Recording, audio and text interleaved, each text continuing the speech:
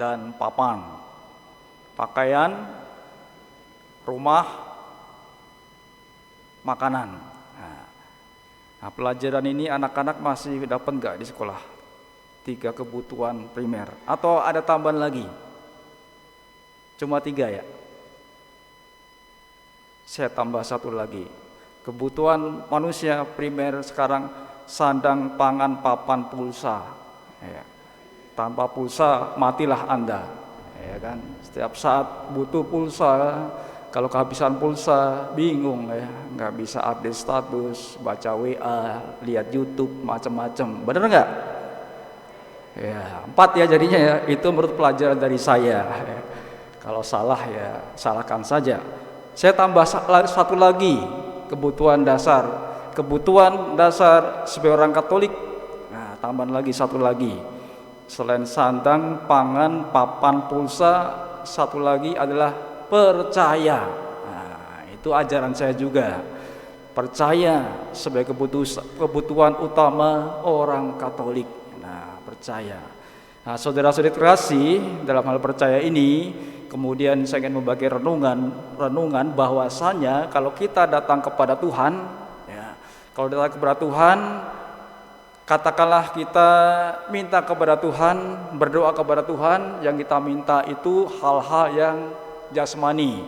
Ya, misalkan minta tadi ya, makanan, rumah, pakaian, rezeki cukup, kesehatan, apalagi ya, usaha lancar. Ya, itulah yang namanya jasmani. Nah, akan tetapi melalui sabda ini dapat kita petik makna. Satu hal yang hendaknya kita minta dari Tuhan adalah percaya. Itu kaitannya dengan yang namanya hidup rohani. Maka sebagai orang Katolik minta tidak sekedar yang jasmani, tetapi juga yang rohani. Nah, karena tadi kalau kita renungkan dari Injil Yohanes, ya, kita dapat menangkap bahwasanya orang-orang datang kepada Yesus karena Yesus itu mampu membuat mukjizat. Nah, misalkan memberi makan ribuan orang, maka mereka datang kepada Tuhan karena mereka itu supaya dapat makan sampai kenyang. Nah, itu kan yang jasmani itu. Nah, Tuhan kemudian mengarahkan kepada mereka hendaknya tidak hanya untuk makanan itu saja, tetapi hendaknya diarahkan oleh Tuhan supaya mereka percaya. Barang siapa percaya kepadaku, maka ia tidak akan haus lagi. Nah, itulah, maka ketika berdoa kepada Tuhan, rasa-rasanya baik menambahkan satu permohonan kepada Tuhan. Tuhan, tambahkanlah kepada saya untuk percaya kepadamu. Nah, ya. Untuk kemudian semakin dekat denganmu. Nah, itu ya. Karena Tuhan mengarahkan dalam sabdanya hari ini, tidak sekedar hal yang membuat kenyang, akan tetapi mintalah kepada Tuhan yang dapat membawa kepada hidup yang kekal. Karena Tuhanlah sumber hidup kekal. Mintalah kasih, karena Tuhanlah sang sumber kasih. Mintalah keselamatan, karena Tuhanlah sang sumber keselamatan. Itu hal-hal yang rohani. Kalau itu kita tambahkan dalam doa kita, ketika datang kepada Tuhan, minta kepada Tuhan, mungkin sabda Tuhan itu sungguh terlaksana.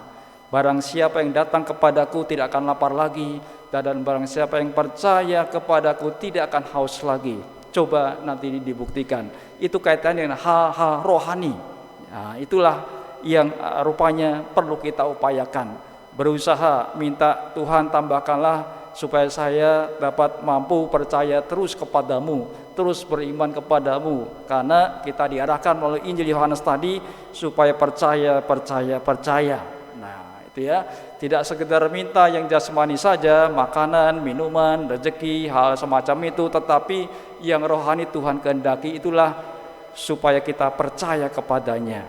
Nah, kalau kita percaya kepada Kristus, percaya kepadanya, Dia akan memberikan kepuasan akan lapar dan dahaga. Itu tentunya secara rohani.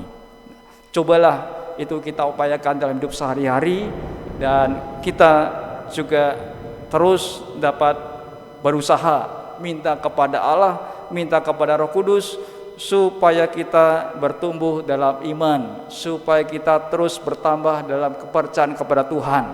Tidak sekedar seperti orang-orang yang minta supaya mereka makan sampai kenyang, tetapi Tuhan mengatakan supaya mereka percaya kepadanya, supaya orang itu sampai hidup kekal, yaitu berusaha melaksanakan kehendak Allah.